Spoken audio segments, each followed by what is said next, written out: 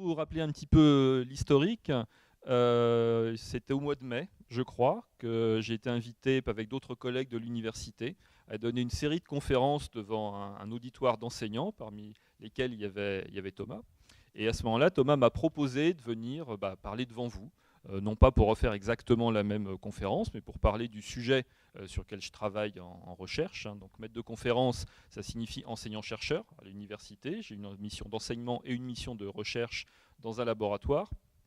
Et je pensais que c'était effectivement intéressant de vous parler de catalyse, et en ce qui me concerne de catalyse hétérogène, parce que c'est un domaine de la chimie, une sous-discipline si vous voulez, qui est capitale pour la vie de tous les jours, qui sera capitale dans le futur, et qui finalement est abordée à votre niveau, donc au niveau scolaire, en filigrane, comme ça, en pointillé, à certains moments, parfois en parlant des matériaux, parfois en parlant de cinétique.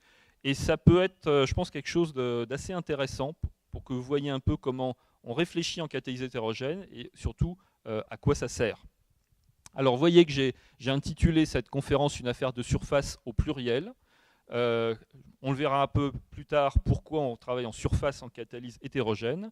Et le but de cette conférence, c'est de vous montrer que la surface, ce n'est pas juste comme une table, une espèce de surface complètement uniforme. En chimie, une surface, c'est plein de choses différentes, et ces différentes choses vont être utiles pour assurer une réaction chimique. Alors, vous, dans votre vie quotidienne, où est-ce que vous voyez, entre guillemets, de la catalyse hétérogène? Et cette catalyse hétérogène, cette catalyse, à quoi elle sert? Alors, elle peut servir, par exemple, à accélérer des réactions chimiques en ne changeant pas la température.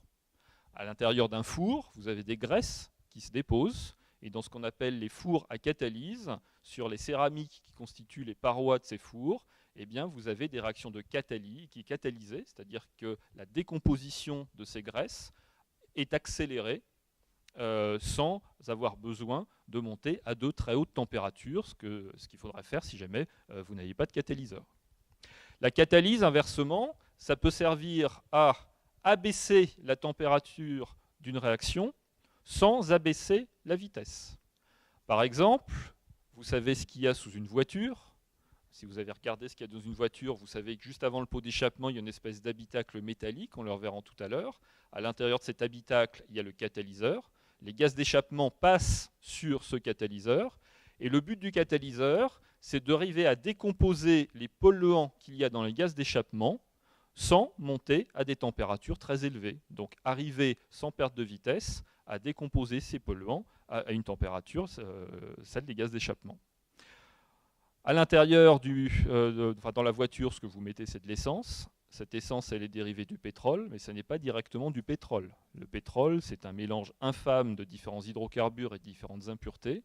Et pour passer du pétrole à l'essence, il y a ça, ce que vous voyez à droite, ce qui s'appelle une raffinerie pétrolière. Et dans ces grands réacteurs, il y a des catalyseurs qui, petit à petit, permettent de passer du produit brut au produit spécifique que vous allez mettre dans le moteur et sans lequel votre moteur ne va pas fonctionner. Donc la catalyse, elle nous permet également d'orienter une réaction vers un produit précis par rapport à toute la famille de réactions que vous pourriez avoir. Alors on verra ça un petit peu plus en détail. Et avant de repasser au présent et puis après au futur, je vais juste faire une petite présentation sur ce qui s'est passé il y a 2 siècles, avec la première invention industrialisée en catalyse hétérogène. Ça a été fait par un Allemand qui s'appelait Dobereiner, et ce que vous voyez là, c'est un briquet. Alors, les premières découvertes en catalyse datent de la fin du XVIIIe siècle, début du XIXe siècle. Il y a un certain nombre de manips qui avaient été faites, d'expériences, qui montraient qu'en présence de certains métaux, il y avait des réactions qui semblaient se faire plus facilement. Et il y a un chimiste suédois qui s'appelle Berzelius. On dit qu'il a inventé la catalyse. En fait, il n'a pas inventé la catalyse, il a inventé le mot catalyse. Il a dit tous ces résultats un petit peu épars qu'il y a dans la littérature scientifique de l'époque et qui semblent montrer un peu la même chose, eh bien, je vais considérer que c'est un même phénomène. C'est un phénomène qui permet d'accélérer la décomposition de molécules. il appelait ça catalyse, kata comme dans catastrophe, une espèce de précipitation d'une action, et puis lyse, le suffixe que vous avez quand on coupe quelque chose. Et en parallèle, eh bien, il y a M. d'Oberreiner, qui était professeur à Jena, qui s'était rendu compte qu'il y avait effectivement des réactions qui se produisaient à la surface d'un métal qui s'appelle le platine. Et en particulier, si on fait passer de l'hydrogène et de l'oxygène sur le platine, il se forme de l'eau, et en plus le platine rougit. Et il s'est servi de ça pour créer le briquet d'Oberreiner. À l'intérieur du briquet d'Oberreiner, vous avez un métal, le zinc, de l'acide. Vous faites couler l'acide sur le zinc, vous avez de l'hydrogène qui se dégage, qui passe sur le platine. Le platine est recouvert d'oxygène parce qu'il y a de l'oxygène dans l'air. La réaction se fait, cette réaction dégage de la chaleur et le platine rougit. Et donc il suffisait d'approcher le cigare de la petite mousse de platine rougie pour allumer son cigare, sans aller prendre un petit bout de bois qu'on mettait dans le feu pour pouvoir allumer son cigare. Donc voilà la première application industrielle en catalyse hétérogène, ça date d'il y a à peu près 2 siècles. Et dans la foulée, eh bien, il y a un certain nombre de découvertes importantes qui ont été faites. Vous voyez les dates, 1831, 1838. J'en cite 2, parce qu'elles sont à l'origine de procédés industriels qui sont capitaux dans l'industrie chimique. La première réaction que vous voyez, c'est l'oxydation du dioxyde de soufre en trioxyde de soufre. Et ça, c'est la première étape de synthèse de l'acide sulfurique. SO3 mis dans l'eau, en réalité mis dans une solution d'acide sulfurique moins concentrée, eh bien, c'est la première étape de synthèse de l'acide sulfurique. C'est un travail qui avait été breveté par un Anglais de Bristol, dont on ne sait strictement rien, à part qu'il était d'une famille de fabricants de vinaigre. Bon. La deuxième découverte, elle est faite en France par un monsieur qui s'appelle Frédéric Kuhlmann, qui est professeur de chimie à la ville de Lille. Il a créé une école qui maintenant s'appelle l'école centrale de Lille. Et donc lui, ce qu'il découvre également sur le platine, c'est qu'en faisant passer de l'ammoniac en présence d'oxygène, on forme du monoxyde d'azote. Et ça, c'est capital aussi, parce que c'est la première étape de synthèse d'un autre acide, la synthèse de l'acide nitrique. On fait NO, puis après on fait NO2, et NO2 réagit avec l'eau pour faire de l'acide nitrique. Donc en quelques années, entre le moment où on découvre ce qu'est la catalyse, où on rationalise un petit peu tous ces phénomènes, où il y a un solide qui semble favoriser une réaction, et puis donc les années 1840, eh bien, on a toutes les bases de développement industriel extrêmement importants et qui sont encore d'actualité aujourd'hui. Alors qu'est-ce qui se passe à partir de là ? En fait, pour le moment, il ne va rien se passer. Il ne va rien se passer parce qu'à cette époque-là, ces découvertes sont économiquement inintéressantes. Alors il y a plusieurs raisons. La première raison, c'est que le métal qui est utilisé, c'est le platine. À cette époque-là, il y a un pays qui est producteur de platine, c'est la Russie. Et la production de platine est un monopole d'État. Cela dit, ce n'est pas comme les anciens monopoles d'État en France. Ce n'est pas comme anciennement EDF pour essayer de garder des prix bas. Là, vous avez bien compris que la Russie a un monopole d'État en platine pour, au contraire, garder des prix extrêmement élevés. Donc tout ça se fait sur un métal qui est coûteux. Et donc, n'importe quel procédé basé sur le platine sera également coûteux. Si je prends l'exemple de la synthèse des nitrates, à l'époque, les nitrates sont utilisés pour faire des explosifs. Eh bien, il y a une source de nitrates naturelle et abondante au Chili, dans un des déserts du Chili, parce que si vous avez de l'eau, les nitrates sont très solubles dans l'eau, ils vont partir. Il n'y a que dans des zones très sèches qu'il y a des mines de nitrates. Et donc, ce sont ces mines de nitrates qui sont exploitées. Et il y a une exportation du Chili vers les pays d'Europe pour faire des explosifs. Donc utiliser un métal comme le platine pour fabriquer des nitrates, économiquement à l'époque, c'est une aberration. Il y a 2 autres problèmes qui sont des problèmes techniques. Le premier problème, c'est que l'ammoniac, l'hydrogène, SO2, ce sont des gaz. Qui dit gaz, surtout des gaz qu'on chauffe, dit risque d'explosion. Et à l'époque, on n'a pas encore toutes les techniques qui vont nous permettre d'atteindre des pressions élevées. Donc, toutes ces manips-là, c'est dangereux. Ensuite, il y a un point qu'ils ne comprennent pas à l'époque, c'est qu'en changeant les températures, en changeant les conditions, ils n'obtiennent jamais les mêmes résultats en termes de production. Et ils ne le savent pas, vous le savez peut-être, hein, si vous avez des cours de thermodynamique, vous le savez parce que ces réactions, ce sont des réactions équilibrées. Et quand on change les conditions opératoires, on déplace les équilibres. Et à l'époque, jusque dans les années 1860-70, personne ne sait ce que c'est qu'un équilibre chimique et personne ne sait prédire comment un équilibre chimique va être déplacé. Donc toutes ces raisons font que pendant 40 ans, il y a une espèce de blanc dans l'histoire de la catalyse hétérogène qui ne réémerge qu'avec des procédés industriels qui vont se faire, comme le procédé d'Icon. D'abord sur des métaux qui sont moins chers. Le procédé d'Icon, ça se fait sur du cuivre. Et ensuite, il faut que ce soit des procédés qui soient économiquement viables. Comment est-ce qu'on fait du dichlore gazeux Cl2 avant?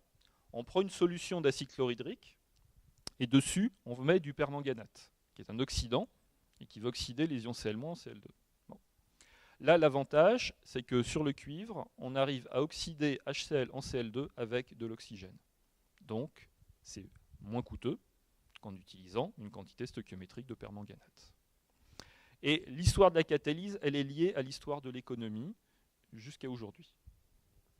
Alors les exemples suivants vont nous permettre de balayer un petit peu tous les pans de la chimie industrielle, et vous allez voir que sans catalyse hétérogène, il n'y a aucune industrie chimique. Alors la première série de résultats que je vous propose sont des choses que vous connaissez peut-être, c'est la catalyse hétérogène appliquée aux transformations de molécules organiques. Là, il y a les Français qui singularisent avec Paul Sabatier, qui aura le prix Nobel pour ses travaux, avec les hydrogénations de double liaison ou de triple liaison sur nickel, et puis les hydrogénations sur catalyseur au platine, hein, qui sont encore utilisées en chimie organique aujourd'hui pour la réduction des fonctions organiques. Donc là, on transforme une molécule organique en une autre molécule organique, sauf qu'on a changé la nature de la fonction chimique. La deuxième série de résultats extrêmement importante, c'est la grande chimie minérale, la grande chimie inorganique. On va transformer une molécule inorganique en une autre molécule inorganique. Alors vous voyez qu'on est au début du XXe siècle, et il y a une réaction qu'on a déjà vue, c'est la réaction d'oxydation de NH3 en NO. On est toujours sur le platine pour le moment. Cette fois, elle devient économiquement viable. Alors elle devient économiquement viable, pourquoi ? Parce qu'au début du XXe siècle, on est dans un contexte où les grandes puissances européennes sont dans une situation de conflit plus ou moins larvée, se sont un peu partagé le monde avec l'établissement de colonies dont elles récupèrent les ressources. Et il y a un pays qui n'a pas vraiment de colonies, c'est l'Allemagne. Et l'Allemagne souhaite nourrir sa population. Nourrir sa population, ça veut dire des engrais, et des engrais, ça veut dire des nitrates.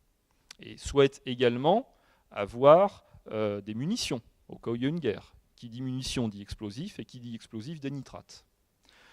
Il se trouve que les fameuses mines du Chili, maintenant, le Chili est à coquiner avec l'Angleterre, et pas avec l'Allemagne. Et donc le contexte politique et économique est tel que toutes ces réactions qui avant n'étaient pas économiquement viables, pour l'Allemagne, le deviennent. L'Empire allemand met le paquet en recherche avec une société qui s'appelle la BASF, qui existe encore, pour réussir à mettre au point la synthèse des nitrates et de l'acide nitrique avec des catalyseurs. Avec Oswald, donc, qui réussit à optimiser la première étape. Cela dit, pour faire du NO, il faut de l'ammoniac, NH3. Et donc Haber avec Bosch, qui réussissent à fabriquer NH3 à partir de l'azote, de l'air, ça ne coûte rien, et du dihydrogène. Une fois qu'on sait faire avec de la catalyse hétérogène de l'ammoniac et qu'on sait transformer l'ammoniac en NO, on a la voie ouverte vers les nitrates et vers l'acide nitrique. Au moment de la Première Guerre mondiale, il y a un problème qui se pose, enfin évidemment je parle en chimie, il y a d'autres problèmes qui se sont posés. C'est le problème là encore de l'approvisionnement, mais cette fois en catalyseur. Je vous ai dit que le platine c'était cher. Et donc on va commencer à se poser la question de revisiter un dispositif en catalyse qui fonctionne bien, mais avec un catalyseur qui coûte moins cher. Là encore, pour que le procédé soit plus facile à étendre. Et donc c'est le remplacement, dans la synthèse de l'acide sulfurique, c'est le remplacement du platine qui coûte cher par un oxyde qui n'est pas si rare que ça, qui est l'oxyde de vanadium, et qui va pouvoir être utilisé beaucoup plus largement. Donc ça, on le reverra régulièrement en chimie, un des procédés qui fonctionnent et qui petit à petit sont modifiés pour que on va dire, la rentabilité du procédé puisse suivre en changeant de réactif ou en changeant de catalyseur. On arrive dans les années 20, dans les années 30, et là, on fait un nouveau bond dans l'industrie chimique. Tout au début, on partait d'une molécule organique qu'on transformait en une autre molécule organique. Au milieu, vous voyez qu'on part d'une molécule inorganique qu'on transforme en une autre molécule inorganique. Et bien dans les années 20 à 30, on va partir de molécules inorganiques, d'espèces inorganiques, qu'on va réussir à transformer en molécules organiques. C'est-à-dire qu'on va se servir, pour aller très très vite, on va partir du charbon, et à partir de charbon, on va arriver à faire des alcools ou des hydrocarbures. Alors, c'est la synthèse du méthanol développée à la BASF, à partir de CO et de H2. CO et H2 peuvent être assez facilement produits à partir de charbon. Une fois que vous avez le méthanol, vous avez un alcool court que vous pouvez transformer en plein de choses. Là, vous ouvrez encore la voie à énormément de réactions. Et le procédé Fischer-Tropsch, développé dans les années 30, qui permettent de partir de ce mélange COH2 pour arriver à quoi? À des hydrocarbures. Et ce que j'appelle hydrocarbures, c'est de l'essence. C'est-à-dire arriver à faire de l'essence à partir de n'importe quelle ressource carbonée, une fois qu'on les transforme en mélange COH2. Alors, la caractéristique de la synthèse Fischer-Tropsch, d'un point de vue historique, évidemment c'est des souvenirs pas agréables, c'est qu'elle a été régulièrement développée dans des pays qui étaient sous embargo pétrolier.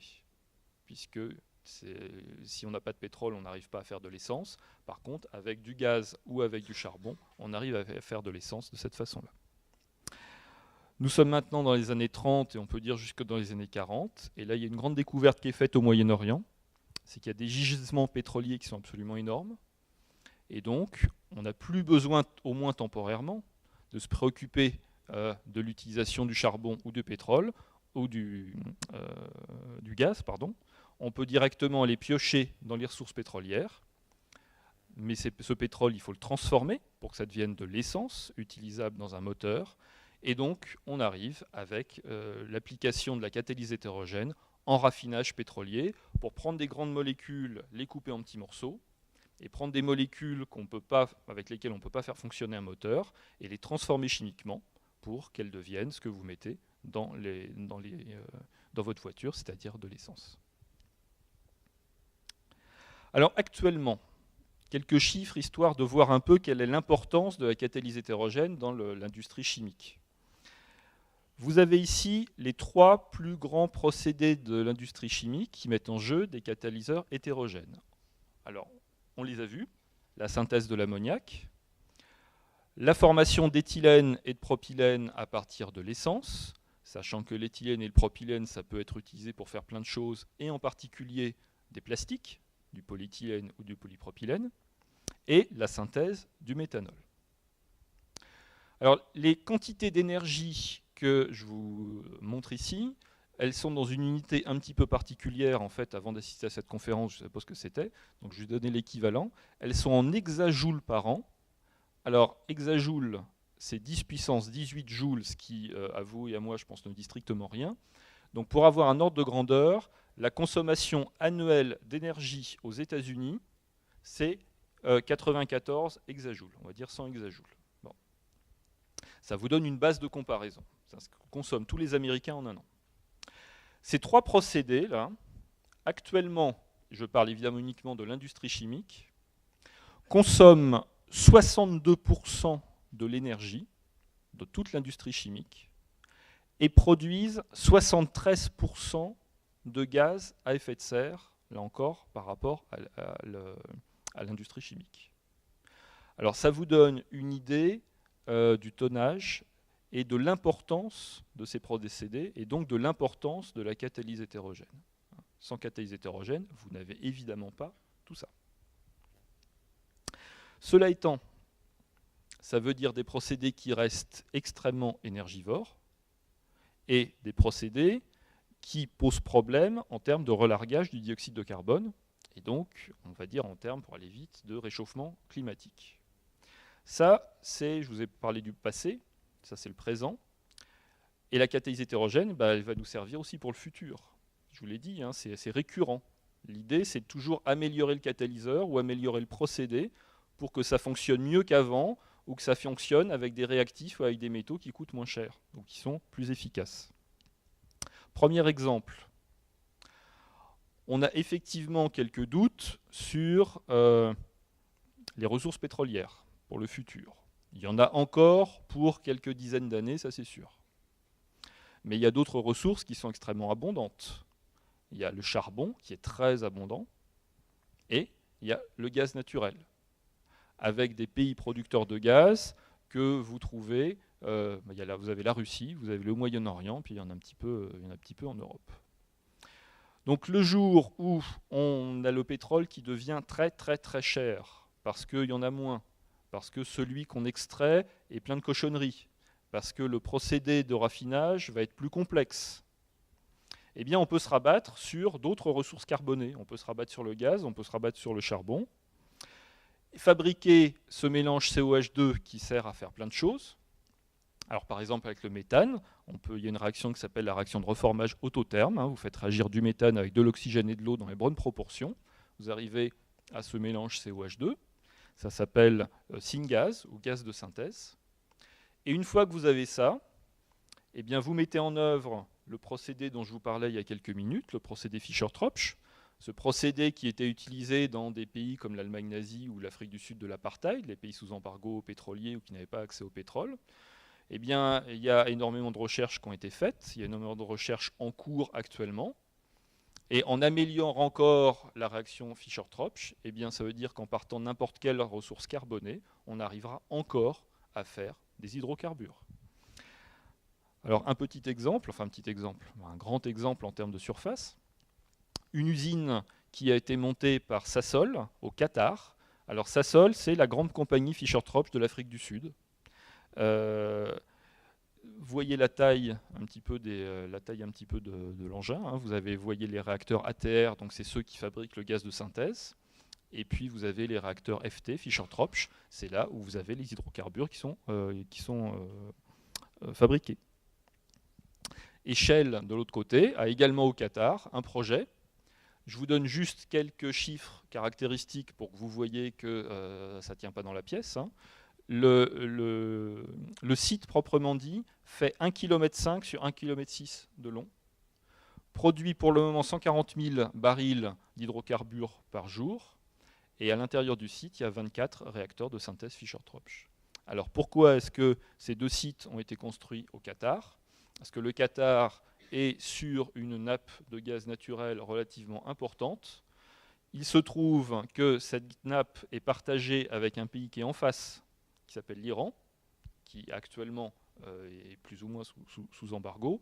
Et pour rentrer dans les considérations géostratégiques un petit peu mesquines, le Qatar essaie de pomper au maximum, pour le moment, la nappe de gaz, le temps que l'Iran reste un petit peu isolé. Donc, l'avantage de la catalyse hétérogène, vous le voyez, à partir d'une ressource carbonée fossile autre que le pétrole, on peut continuer à fabriquer de l'essence. Cela étant, une ressource fossile, comme son nom l'indique, c'est une ressource qu'on trouve dans le sol. C'est une ressource qui provient d'organismes et d'animaux, de plantes qui ont vécu il y a très longtemps. On ne pourra pas les refabriquer. Donc ça permet de voir venir à échelle quelques dizaines d'années, mais sur le très long terme, il y a un moment où ça ne suffira plus. Donc la catalyse hétérogène, elle servira aussi lorsqu'on aura à traiter ce qu'on appelle les ressources renouvelables. Les ressources renouvelables, ce sont des matières carbonées qu'on peut refabriquer. Et sur Terre, il y a des matières carbonées qui se refabriquent toutes seules, ça s'appelle les plantes, puisque une plante se fabrique à partir du CO2, et ensuite vous formez des sucres avec, donc des matières carbonées transformables. Transformables parce qu'on va pouvoir faire d'autres molécules avec, transformables parce qu'à partir du moment où on a des molécules carbonées, on peut les transformer pour faire par exemple des carburants. L'avantage des ressources renouvelables de type végétal, c'est également que Quand vous brûlerez votre carburant, vous ferez du CO2, gaz à effet de serre, mais vos plantes, au départ, elles en ont pompé des gaz à effet de serre. Donc vous arrivez plus ou moins à résoudre 2 problèmes en un. Et dans l'hypothèse la plus confortable, on va dire, celle qui sur mon petit diagramme est indiquée comme bio-optimistique, a priori, si on passe aux ressources renouvelables, on peut arriver à stabiliser la production de gaz à effet de serre. Elle ne décroîtra pas, visiblement ça c'est perdu, ça. Mais en tout cas, on peut arriver à peu près à stabiliser cette production et donc, espérons, à gérer le problème du réchauffement climatique. Alors ça c'est un problème, il y a aussi le problème de l'énergie. Là, il est clair que ça dépend des populations. Si vous avez des populations telles que les populations de l'Inde ou les populations de la Chine qui souhaitent consommer autant d'énergie que nous au quotidien, il est bien évident que là, il y aura un problème à l'échelle mondiale. Mais enfin, ça, la catalyse ne peut pas grand-chose.